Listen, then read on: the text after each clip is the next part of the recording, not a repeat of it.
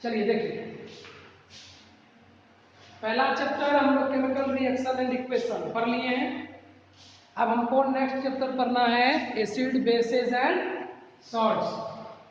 हम लोग class 9th में और क्लास 8 में भी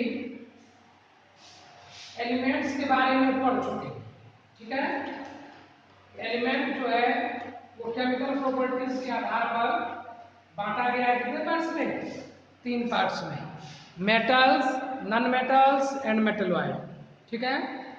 अब हम लोग देखेंगे कि कंपाउंड जो होता है, आप जानते हैं कोई भी प्योर सब्सटेंस जो है ये 2 फॉर्म में रहता है, या तो एलिमेंट के फॉर्म में या कंपाउंड के फॉर्म में, ठीक है। आवाज आ रही है ना? आवाज नहीं जाएगी तो बोलना। कोई भी प्योर सब्सटेंस जो है ये 2 फॉर्म में होता है, या तो एलिमेंट के फॉर्म में या कंपाउंड के फॉर्म में। तो एलिमेंट के फॉर्म में ये 3 तरीके से एग्जिस्ट करता है, इसको हम लोग पढ़ चुके हैं। मेटल्स के रूप में, नॉन मेटल्स के रूप में, क्लास 8 में इसका डिस्क्रिप्शन हम लोग देखे हैं, और मेटलॉइड के रूप में। और जब ये कंपाउंड फॉर्म में रहता है तब भी ये 3 फॉर्म में एग्जिस्ट करता है। क्या क्या? एसिड, बेस और तीसरा साल्ट। इसी को हम लोग न्यूट्रल सब्सटेंस भी कहते हैं।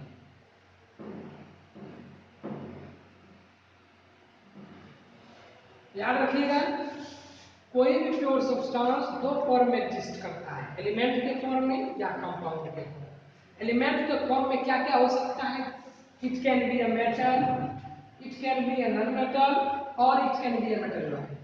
और कंपाउंड के फॉर्म में भी ये 3 पार्ट्स में बढ़ता है। It can be acid, it can be base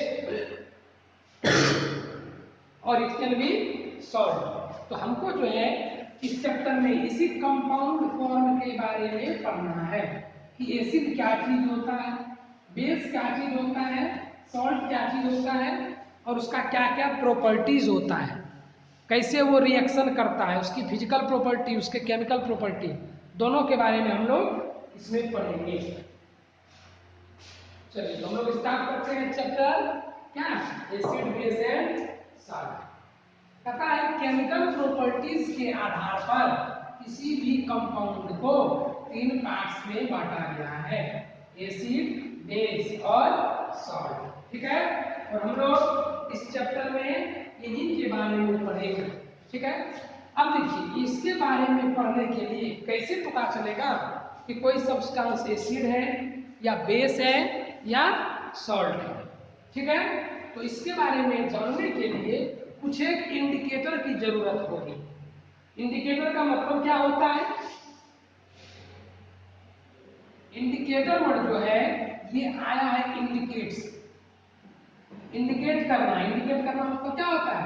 दर्शाना। किसी चीज को जब आप दिखाते हैं किसी की मदद से, उसको हम लोग कहते हैं इंडिकेटर। जैसे आप लोग के बोर्ड में आप जानते हैं क्या लगा होता है? इंडिकेटर लगा होता है, जो यह बताता है कि आपके इस रूम में इलेक्ट्रिसिटी आया है कि नहीं आया है। उसी तरह कोई सब्सटेंस एसिड है या बेस है या सॉल्ट है, इसको जानने के लिए आपको कोई ना कोई एक मटेरियल चाहिए जो यह इंडिकेट करेगा that this substance is either acid और बेस और salt, and that substance is known as indicator. Indicator का काम है यहाँ पर कि वो यह बताएगा कि कोई जो कंपाउंड है वो एसिड होगा कि बेस होगा कि सॉल्ट होगा, ठीक है। तो इंडिकेटर कितने तरह का हो सकता है? कहता है हम लोग बहुत ही अलग अलग तरह के इंडिकेटर्स को यूज करते हैं, ठीक है। कुछ एक इंडिकेटर्स के बारे में आपको पढ़ना है। सबसे पहला, जैसे हम लोग यूज करते हैं किसका? देख लीजिए, लिटमस पेपर। किसका यूज करते हैं? लिटमस पेपर या लिटमस सॉल्यूशन, दोनों फॉर्म में यह रहता है। सबके बारे में हम आपको बारी बारी से बताएंगे। दूसरा, हम लोग यूज कर सकते हैं मिथाइल ऑरेंज। तीसरा, हम लोग यूज कर सकते हैं फेनोप्थिलीन। फिनोक्सेलिन का स्पेलिंग जरा देख लीजिए। ठीक है। और भी बहुत सारे इंडिकेटर का हम लोग यूज करते हैं। कुछ स्मेलिंग इंडिकेटर भी पढ़ेंगे हम लोग, उसको कहते हैं ऑल्फैक्टरी इंडिकेटर्स। ठीक है, जो क्या करेगा, अपना स्मेल चेंज करेगा। ठीक है, ऑल्फैक्टरी इंडिकेटर्स के बारे में पढ़ेंगे और एक यूनिवर्सल इंडिकेटर के बारे में भी हम लोग आगे जाकर पढ़ेंगे। ठीक है, देखिए ये कुछ एक इंडिकेटर्स हैं, या सब्सटेंस हैं, जिसके मदद से हम चेक करेंगे कि कोई कंपाउंड एसिड है या बेस है या सॉल्ट है। ठीक है, क्या क्या, लिटमस पेपर या लिटमस सॉल्यूशन, ये पेपर के फॉर्म में भी आता है और लिक्विड के फॉर्म में भी आता है। ठीक है, मिथाइल ऑरेंज, फिनोक्सेलिन, ऑल्फैक्टरी इंडिकेटर और यूनिवर्सल इंडिकेटर। ठीक है, सबसे पहले हम लोग स्टार्ट करते हैं लिटमस पेपर या लिटमस सॉल्यूशन से। अच्छा, ये जो लिटमस पेपर होता है ये कहां से मिलता है, लिचेन के प्लांट से हम लोगों को। किससे मिलता है, लिटमस पेपर जो है ये लिचेन के प्लांट से हम लोगों को मिलता है। ये है क्या, ये एक तरह से कलरफुल सब्सटेंस है जिसका कलर चेंज होता है एसिड, बेस या सॉल्ट में, और उस आधार पर हम लोग देखते हैं ये सब्सटेंस एसिड है या बेस है या सॉल्ट। याद रखिएगा, लिटमस पेपर कहां से मिलता है, लिचेन प्लांट से आता है और उसी का सॉल्यूशन फॉर्म भी लिया जाता है। ठीक है, ये दो कलर का होता है, याद रखिएगा, ये दो कलर का होता है, एक ब्लू कलर का होता है ब्लू लिटमस पेपर या ब्लू लिटमस सॉल्यूशन, और दूसरा रेड कलर का होता है, उसको हम लोग कहते हैं रेड लिटमस सॉल्यूशन। याद रखिएगा, लिटमस पेपर दो कलर में आता है, एक ब्लू कलर का लिटमस पेपर या लिटमस सॉल्यूशन और दूसरा रेड कलर का लिटमस पेपर या लिटमस सॉल्यूशन। ये जो आप इंडिकेटर देख रहे हैं ना, ये तीनों इंडिकेटर और ये लास्ट वाला चौथा पांचवा, ये चारों इंडिकेटर कौन कौन, देखिए 1 नंबर, 2 नंबर, 3 नंबर और ये जो है लास्ट 5 नंबर, 1, 2, 3 और 5 ये कलर चेंज करता है, और ये जो 4 नंबर है ये क्या करेगा, स्मेल चेंज करता है, इसका गंध जो होता है वो बदल जाता है और तब हमको मालूम चलता है कि क्या है सब्सटेंस। ठीक है, याद रखिएगा, लिटमस पेपर कितने कलर का होता है, ब्लू और रेड कलर का, दोनों कलर। नेक्स्ट देखते हैं मिथाइल ऑरेंज, ये भी एक लिक्विड सॉल्यूशन है। ये क्या है मिथाइल ऑरेंज, एक लिक्विड सॉल्यूशन है और ये जनरली किस कलर का होता है, ऑरेंज कलर का होता है। देखिए यहाँ लिखा हुआ है ऑरेंज, ये ऑरेंज कलर का होता है और इसका एसिड बेस और सॉल्ट में कलर चेंज होता है। हम लोग पढ़ेंगे कि कैसे कैसे कलर चेंज होता है। नेक्स्ट फिनोक्सेलिन, ये भी क्या है, एक लिक्विड सॉल्यूशन है और इसका भी क्या होता है, अपना एक कलर होता है, और ये कौन सा कलर का होता है, दैट इज कलरलेस। फिनोक्सेलिन जो है ये कलरलेस होता है, इसका कोई कलर नहीं होता है, लेकिन नेचुरली हम बोल रहे हैं, याद रखिएगा, मतलब जब हम ये सॉल्यूशन तैयार करेंगे फिनोक्सेलिन का तो इसका कोई कलर नहीं होगा, लेकिन जैसे ही इसमें कोई एसिड या बेस मिलाएंगे तो इसका कलर चेंज होगा और उसी आधार पर हम लोग पकड़ेंगे कि वो सब्सटेंस एसिड है या बेस। नेक्स्ट यूनिवर्सल इंडिकेटर, ये यूनिवर्सल इंडिकेटर जो है इसमें बहुत सारा कलर होता है, ए range of, a wide range of colours, wide range of colours, बहुत सारा कलर होता है और उसकी वैल्यू भी अलग अलग होती है, जो यह बताता है कि कोई भी एसिड या बेस कितना वीक है या कितना स्ट्रॉन्ग है। ठीक है, और ये जो है ऑल्फैक्टरी इंडिकेटर, ये क्या होता है, ये स्मेल से बताता है कि कौन सा सब्सटेंस कैसा स्मेल करेगा एसिड में और कैसा स्मेल करेगा बेस में। तो चलिए हम लोग बारी बारी से सबसे पहले इसके डिफिनेशन को देखेंगे, एसिड बेस रिलेशन का, इस इंडिकेटर पर क्या प्रभाव पड़ता है। हाँ बोलिए, चलिए देखिए, सबसे पहले हम लोग देखते हैं लिटमस पेपर। या लिटमस सॉल्यूशन, इस पर क्या होगा? तो अगर कोई सब्सटेंस एसिड है तो याद रखिएगा वो क्या करेगा, किसी लिटमस पेपर को या लिटमस सॉल्यूशन को, याद रखिएगा, एक अगर ब्लू लिटमस पेपर है तो उसको रेड में बदल देगा। इसमें बदल देगा रेड में, याद रखना। और अगर वो रेड है पहले से ही तो उसमें नो चेंज, उसमें क्या होगा, नो चेंज। कहने का मतलब आप समझ रहे हैं कि अगर हमको किसी सब्सटेंस को चेक करना है वो एसिड है या बेस है तो आप उसके पास में ब्लू लिटमस पेपर ले लीजिए, ब्लू लिटमस पेपर ले लिए और इस एसिड का एक ड्रॉप इस पर गिरा देना या 2 ड्रॉप 3 ड्रॉप गिरा देना। अगर उसका कलर ब्लू लिटमस पेपर का रेड बदल जाता है तो हम कहेंगे कि वो एसिड है, ठीक है। अगर ब्लू से रेड हो जाता है और रेड वाले पर तो कोई प्रभाव नहीं पड़ेगा, क्यों? क्योंकि रेड को तो फिर फाइनली रेड होना है, रेड से रेड होने में आपको चेंज नजर नहीं आएगा, ठीक है। कहने का मतलब अगर आपसे पूछा जाए कि एसिड किसे कहते हैं तो आप डिफाइन कर सकते हैं ये substance which changes blue litmus paper और blue litmus solution to red is known as acid, ठीक है। ऐसा हम लोग कह सकते हैं। नेक्स्ट देखिए, बेस पर क्या प्रभाव पड़ता है। बेस क्या करेगा, बेस जो है ये रेड को इसमें चेंज करेगा, ब्लू में चेंज करेगा, जस्ट इसका उल्टा। रेड को किसमें चेंज करेगा, ब्लू में चेंज करेगा, ठीक है। रेड को ब्लू में चेंज करेगा लेकिन ब्लू को कोई चेंज नहीं होगा। कहने का मतलब है कि अगर आप यहाँ पहले से ब्लू लिटमस लिए हैं ये किसमें बदल जाएगा, रेड में, लेकिन बेस में रेड लिटमस है तो ये किसमें बदल जाएगा, ब्लू लिटमस पेपर में बदल जाएगा। ये आपको ध्यान में रखना है।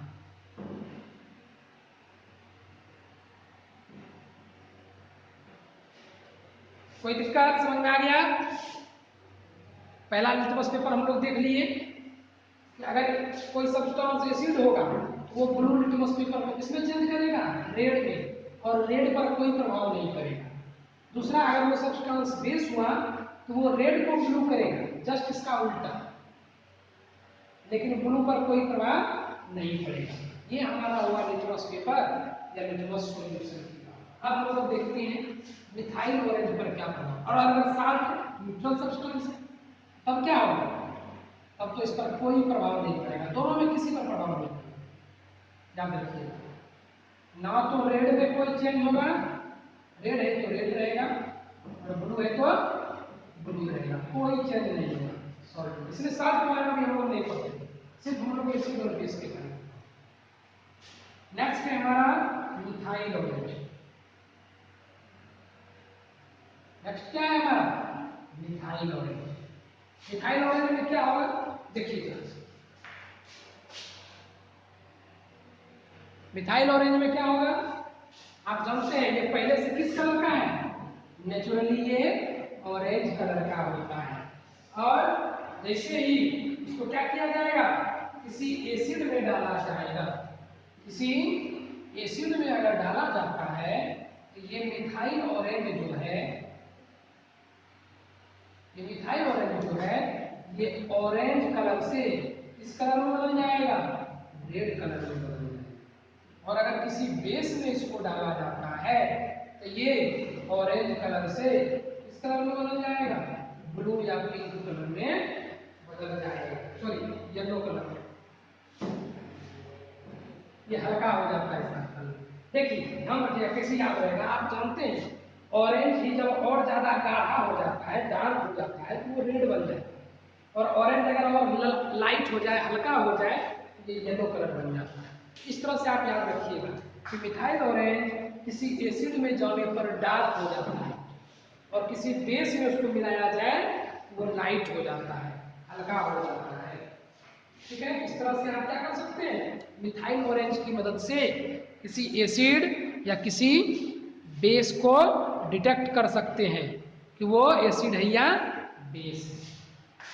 नेक्स्ट देखिए, अब हम लोग देखते हैं फिनोप्थेलिन। फिनोप्थेलिन पर क्या प्रभाव पड़ता है।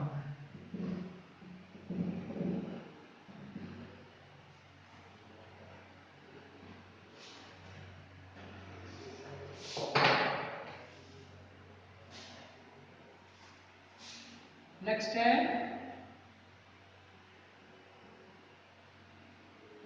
फिनोप्थेलिन। ये क्या करेगा, अगर कोई एसिड है, आप जानते हैं ये फिनोप्थेलिन पहले से कौन सा कलर का है, कलरलेस होता है।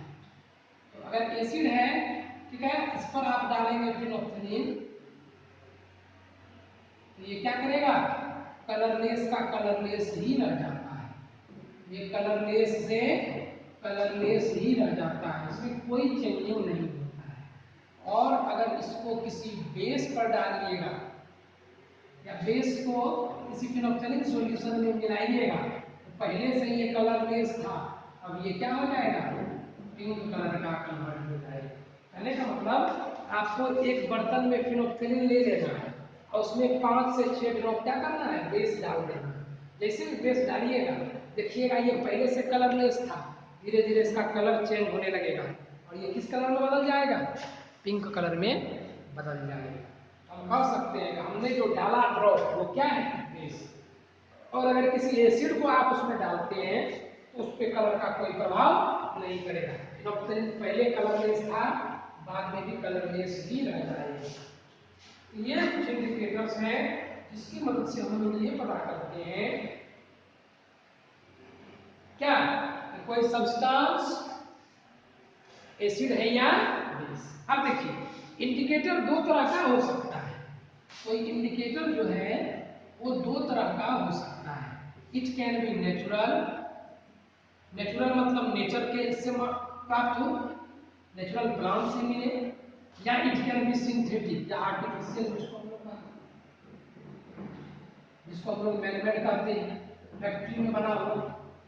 तो नेचुरल इंडिकेटर में क्या क्या आता है, इसमें आता है आपका जैसे लिटमस पेपर, क्योंकि ये आपको नीचे प्लांट से मिलता है। लिटमस जो है वो क्या है, नेचुरल है। और सिंथेटिक या आर्टिफिशियल में कौन कौन आता है, जैसे मिथाइल और ये एक सॉल्यूशन है जो हम लोग बनाते हैं।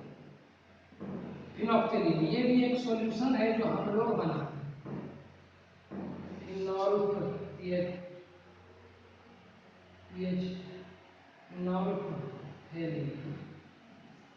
ये क्या है, याद रखिएगा, ये एक नेचुरल इंडिकेटर है, ये क्या है, सिंथेटिक या आर्टिफिशियल इंडिकेटर। इसके अलावा और भी बहुत सारा इंडिकेटर्स होता है जो आप लोग डेली लाइफ में भी ऑब्जर्व किए होंगे।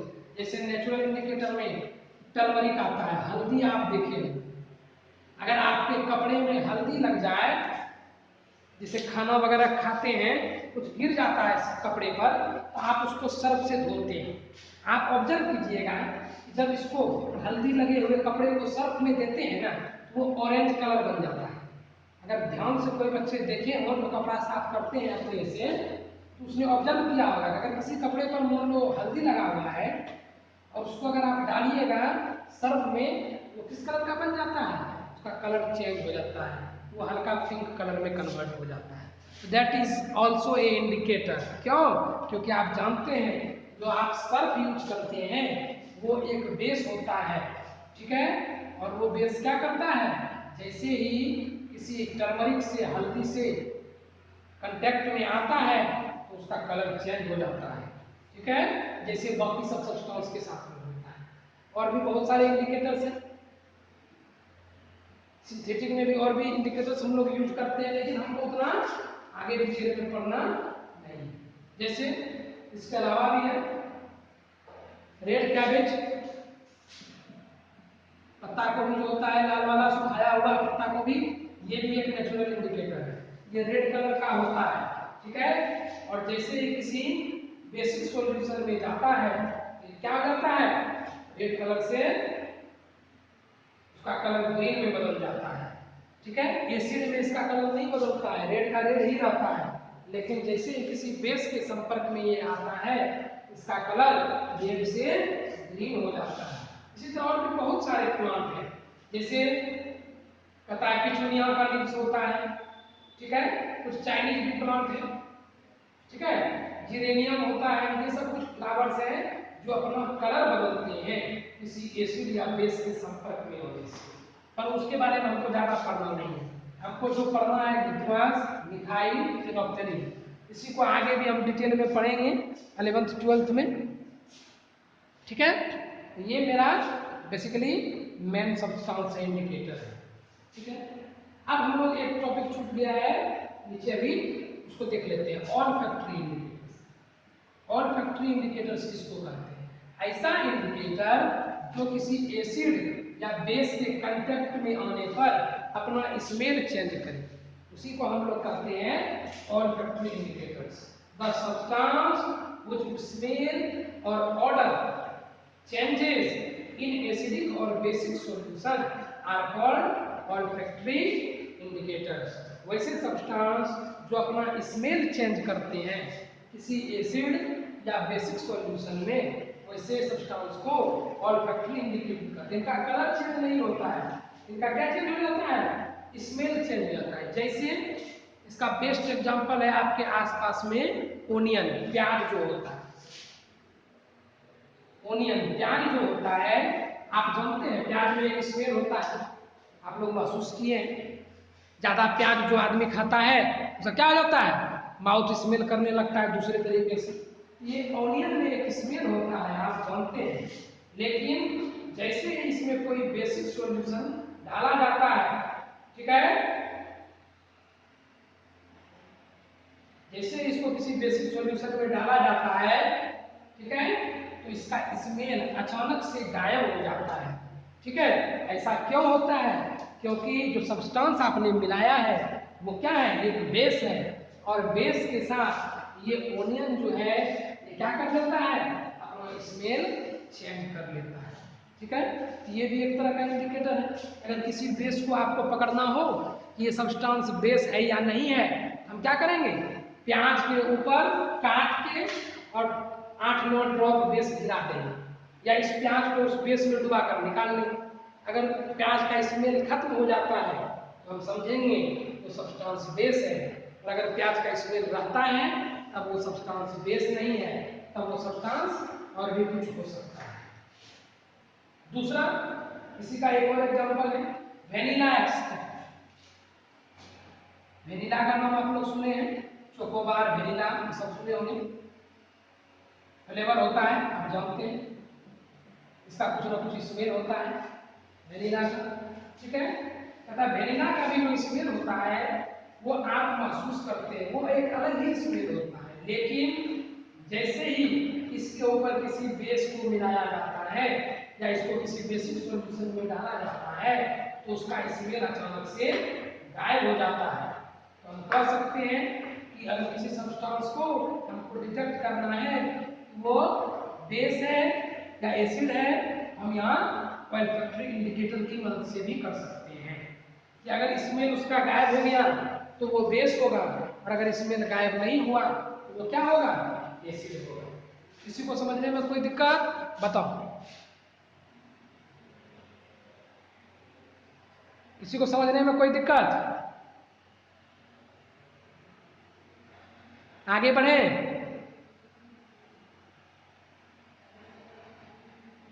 चलिए आगे बढ़ते हैं, किसी को कोई दिक्कत नहीं। तो इंडिकेटर्स के बारे में हम जान गए।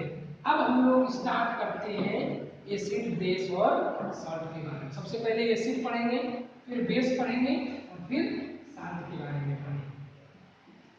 तो पता है एसिड या बेस को डिफाइन करने के लिए बहुत सारे कंसेप्ट का यूज किया गया है, ठीक है। एसिड या बेस को डिफाइन करने के लिए बहुत सारे कंसेप्ट का यूज किया गया है, ठीक है। जैसे ब्राउनस्टेन एंड लॉरी कंसेप्ट, ठीक है। दूसरा लेविस कंसेप्ट, इसको लुईस भी कहते हैं, ठीक है।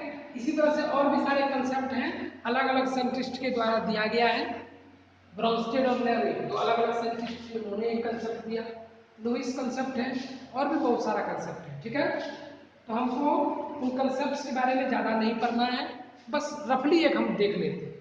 जैसे हम उसका देखिए चार्ट बनाकर आपको समझाएं ताकि आसानी से आप रिलेट कर सकेंगे सीरियल। सबसे पहला कंसेप्ट जो है यह बताता है कि एसिड किसको कहेंगे, तो वैसा सब्सटेंस, दो substance which gives H plus ion in aqueous solution। ऐसा सब्सटेंस जो किसी एक्वस सॉल्यूशन में, कहने का मतलब अगर उसको वाटर में मिलाया जाए तो उसमें से H प्लस आयन बाहर आए, उसको हम लोग क्या कहते हैं, एसिड कहते हैं। और इसी का इसमें बेस में क्या बोलेंगे कि दो सब्सटेंसेस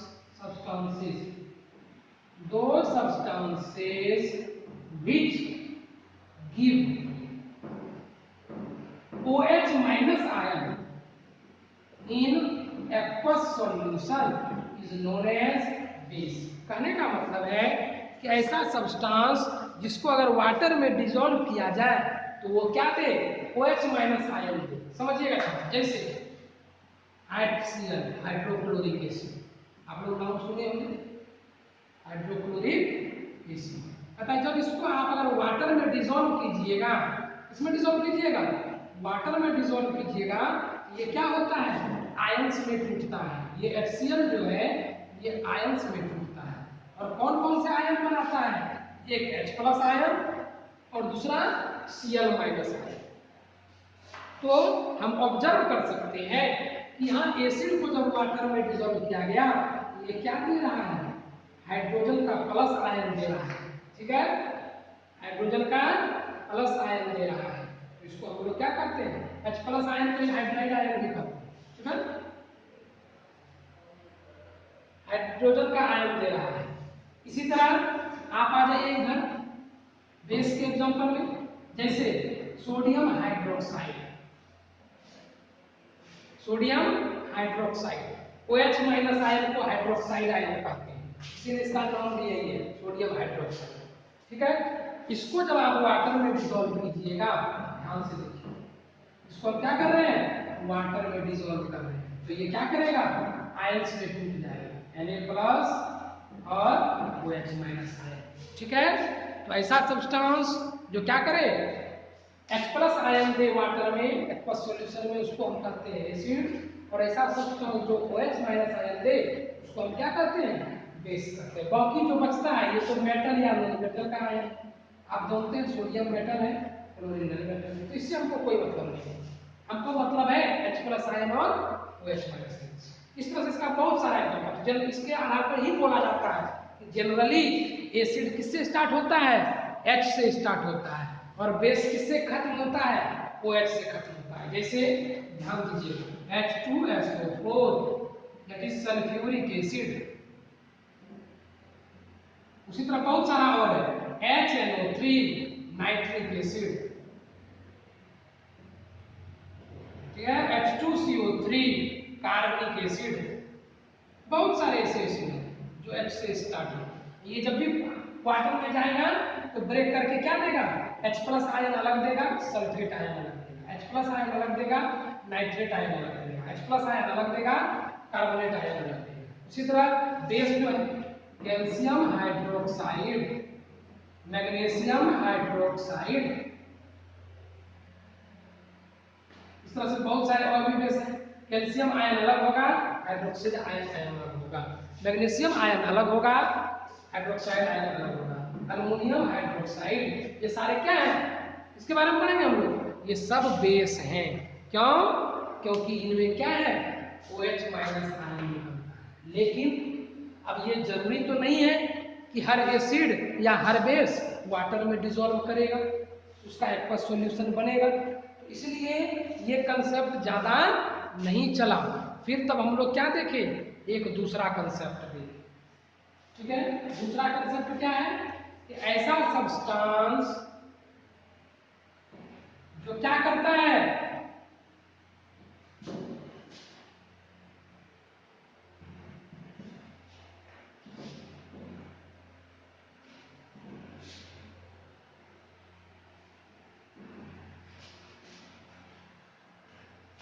किसी दूसरे को, गिव्स ने, इसमें लिखेंगे एक्सेप्ट, किसी दूसरे से इलेक्ट्रॉन पेयर को एक्सेप्ट करता हो, इलेक्ट्रॉन के पेयर को एक्सेप्ट करता हो, उसको हम लोग एसिड कहते हैं। और ऐसा सब्सटेंस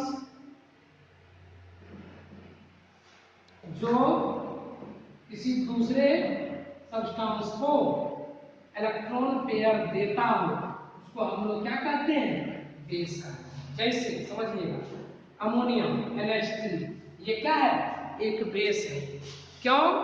क्योंकि आप जानते हैं, अगर इसके स्ट्रक्चर को बनाइएगा, हम जरा इसके स्ट्रक्चर को बनाते हैं। हर नाइट्रोजन से 3 हाइड्रोजन जुड़ा हुआ है, एक एक इलेक्ट्रॉन की मदद से। इलेक्ट्रॉन डॉट स्ट्रक्चर आप लोग बनाए हैं, ठीक है? नहीं बनाए तो बना लेते हैं। कि आप जानते हैं नाइट्रोजन का आउटर मोस्ट शेल में कितना इलेक्ट्रॉन रहेगा, तो नाइट्रोजन का इलेक्ट्रॉनिक कॉन्फ़िगरेशन, एटॉमिक नंबर है 7, तो 2 और 5, और हाइड्रोजन का होता है 1 तो 1। कहने का मतलब इसका लास्ट में 5 इलेक्ट्रॉन बचा है, इसका 1 इलेक्ट्रॉन बचा है। तो ये क्या किया, 3 हाइड्रोजन से एक एक इलेक्ट्रॉन लेके ये सब लिया। अभी भी इसका कितना इलेक्ट्रॉन बचा है, 2 इलेक्ट्रॉन बचा है, क्योंकि देखिए नाइट्रोजन का 1 2 3 4 5, हाइड्रोजन का 1, हाइड्रोजन का 1, ये 2 इलेक्ट्रॉन जो बचा है, ये किसी दूसरे को दे सकता है, इसीलिए इसको हम लोग क्या बोलते हैं, एक बेस बोलते हैं। ठीक है? और इसमें किसको कहेंगे, एसिड में जो किसी दूसरे से क्या करेगा, इलेक्ट्रॉन लेना चाहेगा। जैसे मान लीजिए हम लोग सल्फ्यूरिक एसिड को ही देखते हैं, ठीक है? इसके स्ट्रक्चर को हम बना रहे हैं, ध्यान से रखिए।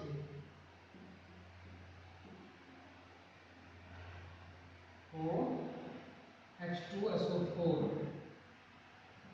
SOH, ध्यान रखिएगा, हाइड्रोजन का 1 पुड़ गया, ऑक्सीजन का 2 होता है पुड़ गया, इधर भी हाइड्रोजन का 1 पुड़ गया, ऑक्सीजन का 2 पुड़ गया। अब देखिए सल्फर के आसपास में कितना इलेक्ट्रॉन रहता है, 6 इलेक्ट्रॉन रहता है। आप जानते हैं जिस फैमिली का ऑक्सीजन है उसी फैमिली का सल्फर है।